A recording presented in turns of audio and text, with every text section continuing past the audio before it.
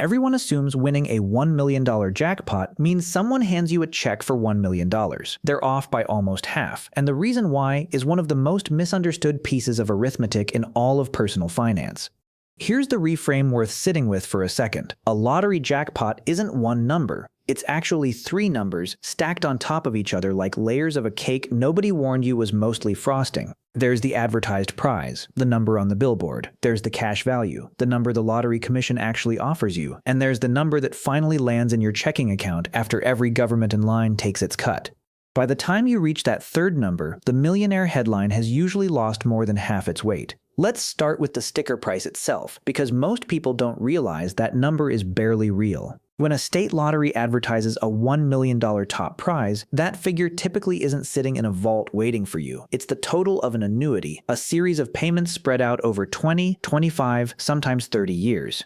So the moment you win, you're handed a choice. Take the full $1 million, spread thin across 2 decades, or take a smaller pile of cash today. And that smaller pile is smaller for a specific mathematical reason, not because anyone's quietly shortchanging you at the claim counter. Money paid to you 20 years from now is worth less than money paid to you today, because today's dollar can be invested immediately, and next year's dollar can't be invested until next year actually arrives. Lottery commissions build the cash option around exactly this idea, called present value, essentially asking how much would we need to set aside today, growing at a conservative rate, to generate that same $1 million in payments over the next 2 decades. At a typical discount rate somewhere in the 4 to 5% range, that math usually lands the cash option between 55 and 65% of the advertised jackpot. So a $1 million prize often becomes a lump sum check for somewhere around $600,000 before a single tax form even enters the picture. Stick with that number for a moment, because 2 more governments are still standing in line ahead of you.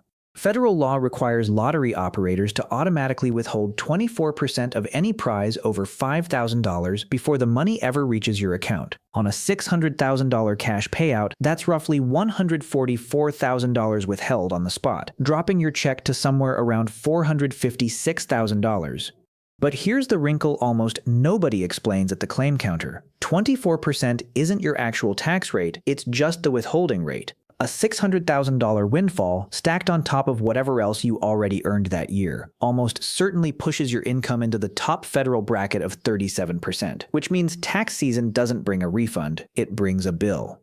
An additional payment, commonly somewhere in the $70,000 to $80,000 range, just to close the gap between what got withheld automatically and what you actually owe on paper. Now layer geography on top of that, because it quietly becomes one of the biggest variables in this entire equation. Win that jackpot in Texas, Florida, or Washington, and your state tax bill on lottery winnings is exactly 0.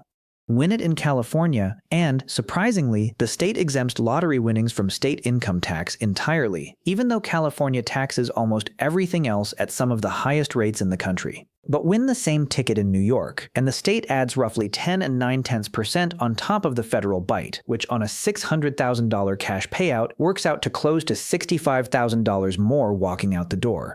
So the exact same numbers, the exact same luck, the exact same ticket can leave 2 winners sitting $65,000 apart purely because of which side of a state line they happened to be standing on when they bought it. Add it all together for a winner in a high-tax state, and here's what a $1 million advertised jackpot actually becomes in practice. About $600,000 in cash value minus roughly $220,000 in combined federal and state tax, leaving somewhere close to $380,000 sitting in the bank. A winner in a no-tax state nets closer to $450,000 for identical numbers on identical balls. Either way, the $1 million headline has quietly lost somewhere between 55 and 62% of its face value before the winner has spent a single dollar of it.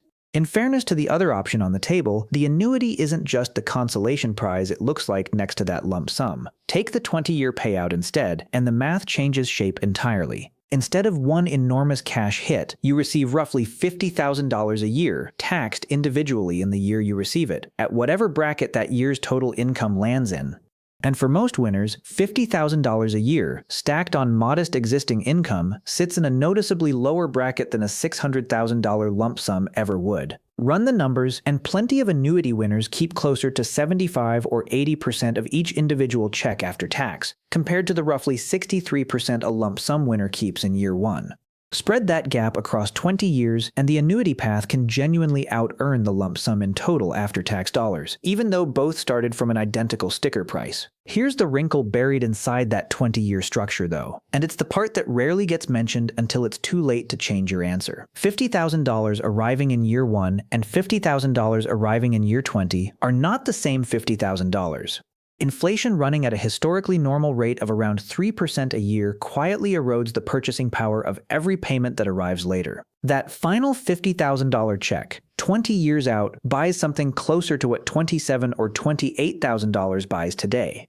So an annuity that looks like $1 million spread evenly across 2 decades is in real purchasing power closer to $700,000 because later dollars are simply lighter than earlier ones, even when the number printed on the check never changes. And that's exactly why the lump sum earns its reputation as the smart money choice, because a disciplined winner who takes the smaller cash payout and actually invests it can on paper outrun the annuity entirely. Take that $380,000 net, put it into a plain, unglamorous index fund averaging 7% a year, and by year 20 it's grown to somewhere north of $1,400,000, more than the entire original advertised jackpot, sitting in an account the winner fully controls decades before the last annuity check would have even arrived. Drop that same money into a more conservative return around 5%, and it still crosses $1 million by year 21. The math genuinely rewards the lump sum. It just rewards a very specific kind of winner, the one willing to leave the money alone. And that's the number that should probably worry you more than any tax bracket in this entire video. Studies tracking sudden wealth recipients have found that somewhere around 1 in 3 lottery winners ends up in serious financial trouble, bankruptcy, foreclosure, or simply broke within a handful of years of collecting their prize. Not because the math failed them. As we just walked through, the math is actually fairly generous, whichever payout you choose. It's because a sudden 6- or 7-figure balance, arriving into a life with no prior history of managing that scale of money, tends to attract exactly the kind of spending, lending, and helping family that erodes a windfall faster than any tax bracket ever could.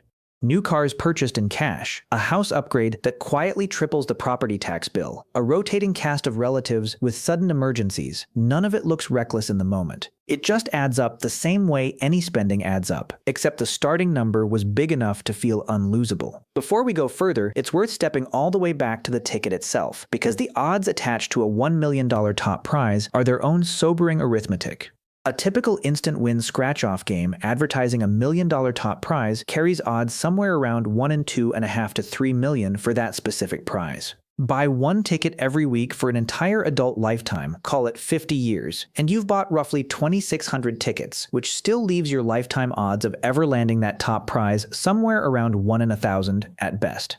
Meanwhile, the overall expected return on that same ticket, blending every prize tier from the $1 million jackpot down to a free replay, typically runs somewhere around 60 cents back for every dollar spent. The game is mathematically built to keep roughly 40 cents of every dollar for itself, long before the tax conversation we just spent 10 minutes walking through even begins. Spend $20 a week on tickets for 30 years, and that habit alone totals just over $31,000 spent for an expected return, on average of about $18,000, a gap of roughly $13,000 that never shows up on any single receipt, quietly disappearing the same way a subscription you forgot to cancel disappears. There's a second, quieter layer to lottery math that almost never makes it into these conversations, and it's worth including here. Most lottery winners aren't million-dollar winners at all.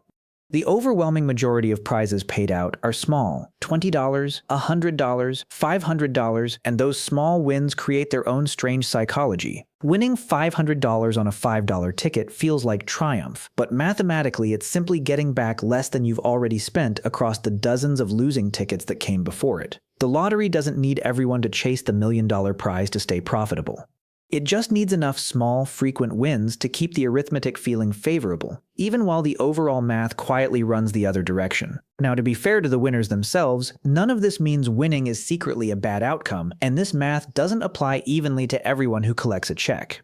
A winner who already works with a financial advisor takes the lump sum, invests the bulk of it, and treats the remainder like the genuine windfall it is, ends up in a completely different position than the cautionary headlines suggest. The 1 in 3 bankruptcy statistic is real, but it's a story about behavior after the check clears, not proof that the math itself is rigged against the winner. For someone who simply banks the money and keeps living roughly the life they were already living, a net $380,000 to $450,000 is still a genuinely life-changing sum, enough to pay off a mortgage outright, erase every other debt in the household, or fund a decade of retirement contributions in a single afternoon. So here's the honest shape of a $1 million jackpot, once every layer of discounting gets peeled all the way back. The advertised number is a marketing figure. The cash value is a present value calculation dressed up to look like generosity. The tax bill is non-negotiable and depends heavily on your zip code.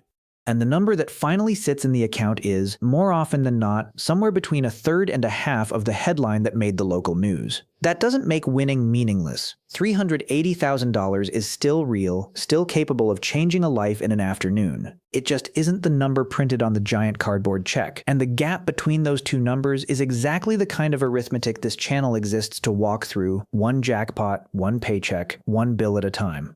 If you want the next one of these broken down before you ever need it, go ahead and subscribe. And tap that like button. It's genuinely what puts videos like this one in front of someone before they're standing at a lottery counter doing this math for the very first time, under pressure, with absolutely no warning at all.